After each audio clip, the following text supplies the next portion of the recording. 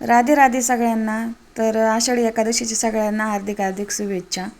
तर पाऊस हा चालूच होता, पण म्हटलं थोडीशी रांगोळी काढू, तर सिंपल अशी रांगोळी काढली मी. पाऊस काय बंद व्हायचं नाव घेत नव्हता, तर म्हटलं असो. मी माझं बाकीचं काम आवरायला सुरुवात केली. आरूला खूप भूक लागली होती, तर तिचं इथं नागलीच्या पापड्या खायचं काम चालू होतं. म्हटलं आधी खिचडी गरम करून घेते मी. तर मस्त अशी मी रेडी झाली, म्हणजे साडी दुसरी घातली. ब्लाऊज ते काय मॅच नाही आहे, पण म्हटलं राहू दे, कारण की असं ब्लाऊजचं पण नाही आहे. आणि विदाऊट जे आहे ते नेमकी मी कालच घातलं होतं. त्याच्यामुळं म्हटलं नको, आता हे चांग बरं आहे. साडी नाही, माझ्या बहिणीच्या लग्नाची साडी. असा कलर ना म्हणजे हिरवा आहे, पण कॅमेऱ्यात थोडा वेगळा दिसतोय असं मला वाटू राहिलं. तर घातली ही साडी. आता हे थोडं बरं व्हायला लागलं बरं का. खिचडी म्हणजे टाकली परत, आणि कार्यक्रमाचा पण थोडा थोडा आवाज येतोय, चालू झाला आहे असं. तर आता आरू आणि मी जाते सत्संग ऐकायला. भरपूर लोक आणि मिस्टर घरीच थांबणार आहे थोडा वेळ. तर मग आम्ही आलो मग ते जातील, म्हणजे तोपर्यंत सत्संग होईल, पण मग ते घरीच थांबणार आहे. तर मग आता आम्ही जातो.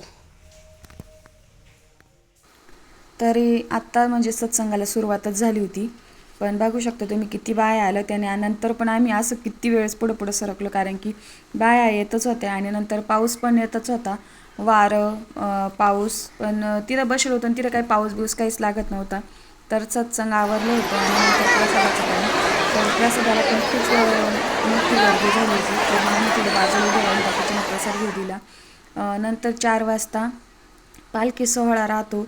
म्हणजे गावातून पूर्ण गावाला प्रदक्षिणा राहते पालखीची. तर म्हणजे रथ सजवलेला होता, दोन्ही साईडने 2 JCB होती आणि ते JCBने फुलं टाकणार होते. तर इथं आहे ना मी व्हिडिओ घेत होते, पण माझ्या जाऊबाईंना वाटलं का फोटो काढून राहिली, म्हणून हास्याचं काम चालू होतं आमचं. तर नंतर शाळेमध्ये रिंगण राहतं, म्हणजे गावात जी शाळा आहे तिथं रिंगण.